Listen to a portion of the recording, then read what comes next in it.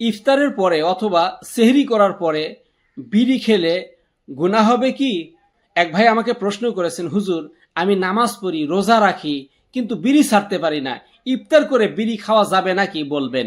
আসুন আমরা কোরআন ও হাদিসের আলোকে এ বিষয়ে জানার চেষ্টা করি। প্রিয় ভাই, আপনি নামাজ পড়েন, রোজা রাখেন, মাশাআল্লাহ অত্যন্ত চমৎকার আমল এগুলো, আলহামদুলিল্লাহ।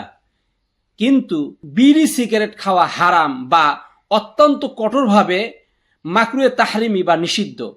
এ ব্যাপারে সমসাময়িক অধিকাংশ আলেমই একমত, কারণ এটি সময়ের অপচয়, অর্থের অপচয়, এটা শরীরের ক্ষতি করে, ক্যান্সারের সৃষ্টি করে এবং অন্যেরও ক্ষতি করে।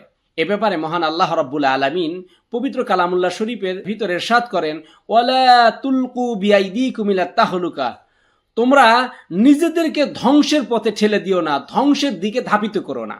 অপর আয়াতে কারিমায় মহান আল্লাহ রাব্বুল আলামিন বলেন, ওয়ালা তাকতুলু আনফুসাকুম, তোমরা নিজেদেরকে হত্যা করো না। এটা পবিত্র কালামুল্লাহ শরীফের 4 নম্বর সূরা নিসার 29 নম্বর আয়াতে কারিমা।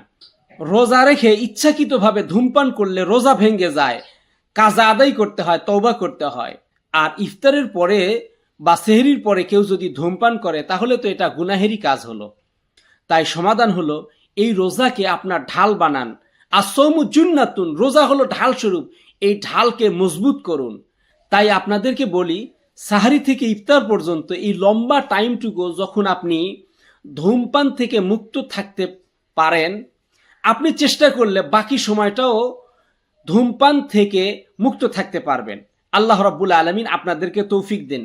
তবে অবশ্যই দৃঢ় সংকল্প থাকতে হবে, আপনার অনুশোচনা থাকতে হবে, আপনার নিজের ভিতরে উপলব্ধি থাকতে হবে যে এই তামাকজাত দ্রব্য, এই ধূমপান, এগুলো নেশার সৃষ্টি করে, এগুলো আসক্তি সৃষ্টি করে, এগুলো শরীরের ক্ষতি করে, এগুলো অন্যেরও ক্ষতি করে। তাই এগুলো থেকে বেঁচে থাকতে হবে।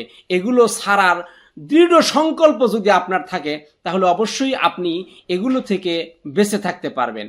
তাই আজই সিদ্ধান্ত নিন, আমি নামাজি মানুষ, আমি রোজাদার মানুষ, আমি একজন নেককার মানুষ হতে চাই, আমি সৎ মানুষ হতে চাই। তাই আমার সাথে হারাম যায় না, আমার সাথে হারাম মানায় না। আল্লাহ রাব্বুল আলামিন আপনাদেরকে সম্পূর্ণরূপে নেশামুক্ত জীবন দান করুন, আমিন।